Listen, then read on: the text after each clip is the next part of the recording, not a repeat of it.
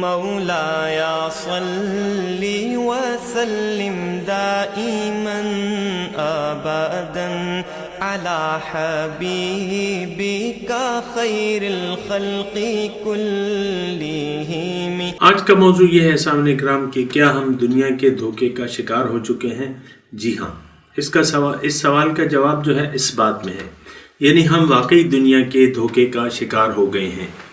لیکن یہ اس دھوکے کا شکار ہونے کا مطلب کیا ہے؟ دنیا اور آخرت کا نقصان ہے۔ یہ بات نوٹ کر لیں سامعین اکرام، دنیا اور آخرت کا نقصان جو ہے وہ اس صورت میں ہوگا جب آپ کو ایک دھوکہ لگ جائے ظاہر کا، اور اللہ تعالیٰ نے اس بات سے ہمیں خبردار بھی کیا ہے کہ یا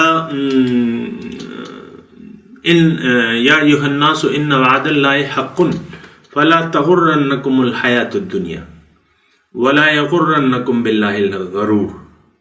تو اللہ تعالیٰ فرماتا ہے کہ اے لوگوں، دنیا، اللہ کا وعدہ سچا ہے، فلا تغرنکم الحیاۃ الدنیا، دنیا کی زندگی تمہیں دھوکے میں نہ ڈال دے، اور دھوکے میں نہ ڈال دے وہ دھوکہ دینے والی اشیاء۔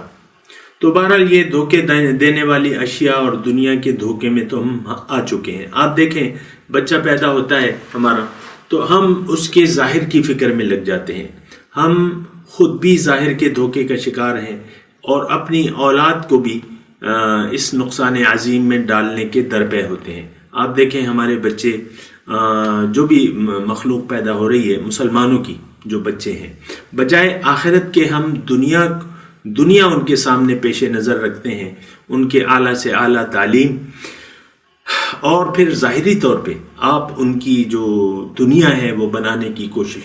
ہر باپ اپنے بچوں کے ظاہر دنیا کی فکر میں رہتا ہے۔ اس کی وجہ کیا ہے کہ یہ خود ایک دھوکے کا شکار ہے، یعنی ہم خود ایک بہت بڑے دھوکے کا شکار ہو گئے۔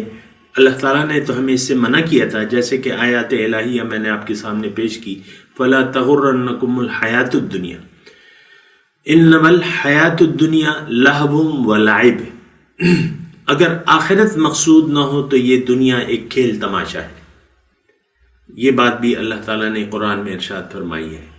تو دنیا کا جو طلبگار ہے سامنے کرام، اس نے اگر ظاہری طور پہ کلمہ پڑھا بھی ہے لیکن حقیقت میں اس نے ایمان قبول نہیں کیا ہے، اس کے دل میں ایمان نہیں ہے۔ ایمان کا مطلب یقین ہوتا ہے، یقین اپنے مقصود پر، حقیقت پر ایمان۔ حقیقت یعنی ایمان باللہ کا مطلب یہ ہے کہ آپ اللہ کو بطور مقصود حیات اس کا انتخاب کر لیں اور کہہ دیں کہ ان صلاتی و نسکی و محیای و مماتی للہ رب العالمین۔ لیکن اگر آپ نے ایسا نہیں کیا، اپنی زندگی کو اللہ کے لیے خالص نہیں کیا، تو پھر آپ شرک کی دلدلوں میں پڑ جائیں گے۔ اگر دنیا کو آپ نے اپنی منزل بنا لیا اور آخرت کی زندگی کو ترجیح نہ دی، تو پھر قرآن کے حساب سے آپ کا درجہ جو ہے وہ کفر میں لکھا جاتا ہے۔ سورہ ابراہیم کی آیت نمبر 2 اور 3 کا مطالعہ کریں، اللہ تعالیٰ فرماتا ہے وَوَيْلٌ لِّلْكَافِرِينَ الَّذِينَ يَسْتَحِبُّونَ الْحَيَاةَ الدُّنْيَا عَلَى الْآخِرَةِ۔ کافروں کے لیے تباہی ہے۔ یہ کافر کون لوگ ہیں؟ اللہ تعالیٰ خود تشریح اس کی کر رہے ہیں۔ یہ وہ لوگ ہیں جنہوں نے دنیا کو ترجیح دے دی ہے اخروی زندگی پر۔ یستحبون الحیات الدنیا علی الآخرہ، جو دنیا سے زیادہ پیار کرتے ہیں۔ آج جو ہے دنیا ہمیں پیاری ہے، نہیں پیارا تو دین پیارا نہیں ہے، سنت رسول پیاری نہیں ہے، اسلام کی زندگی ہمیں پیاری نہیں ہے، ہمیں دنیا دارانہ زندگی پیاری ہے۔ لیکن ایسا کرنا بہت بڑے نقصان کا باعث ہو سکتا ہے۔